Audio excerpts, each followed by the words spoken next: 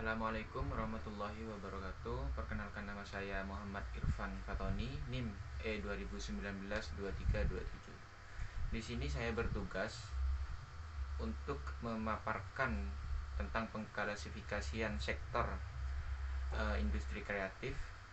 Lalu yang kedua, tentang bagaimana peran penting industri kreatif. Nah,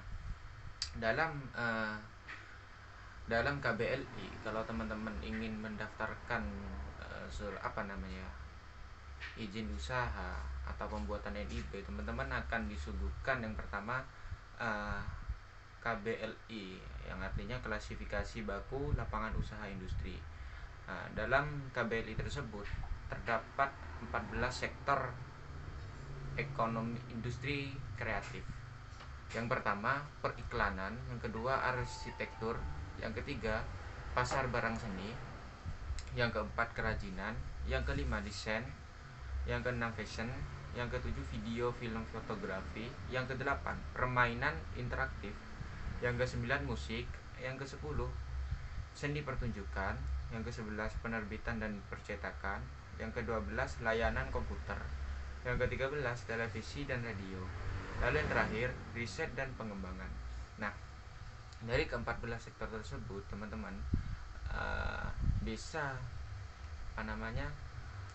memilih salah satu yang memang sesuai dengan kriteria tempat usaha apabila teman-teman ingin mendaftarkan surat izin usaha yang berbentuk NIB.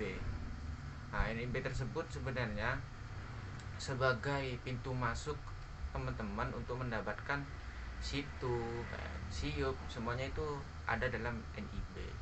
Nah, lalu yang kedua, peran penting industri kreatif dalam suatu negara. Nah, ekonomi kreatif berperan dalam perekonomian suatu bangsa, terutama dalam menghasilkan pendapatan. Jelas saja, karena yang namanya kita memproduksi pasti pasti akan mendapatkan pendapatan, mendapatkan penghasilan atau profit. Tujuan utama ekonomi pasti mendapatkan profit, pasti akan meningkatkan pendapatan suatu bangsa atau pendapatan per kapita, lalu menciptakan lapangan kerja, yang dimana untuk menghasilkan produk industri kreatif itu kan memerlukan inovasi dan kreativitas, yang dimana hal tersebut akan menjadi suatu produk yang baru atau yang inovatif. Hal tersebut akan menciptakan sebuah lapangan kerja yang baru.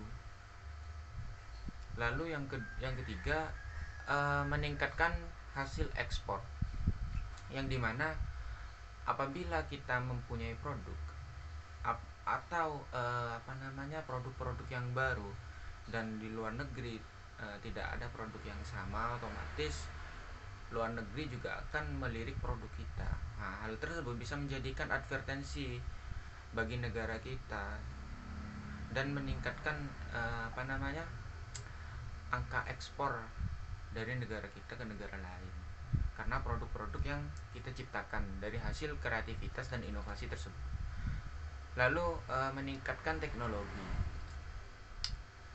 dan kemudian menambahkan kekayaan intelektual. Jelas saja, karena ekonomi kreatif sudah dijelaskan dari pertemuan pertama sampai hari ini, bahwasanya ekonomi kreatif itu berlandaskan tentang gagasan, ide-ide dan gagasan. Lalu peran-peran sosial lainnya. Nah, jadi banyak sekali peran ekonomi industri yang sangat positif untuk meningkatkan kesejahteraan suatu negara. Nah, mungkin hanya itu penjelasan dari saya, kurang lebihnya mohon maaf. Wallahul muwaffiq ila aqwamit thoriq. Wassalamualaikum warahmatullahi wabarakatuh.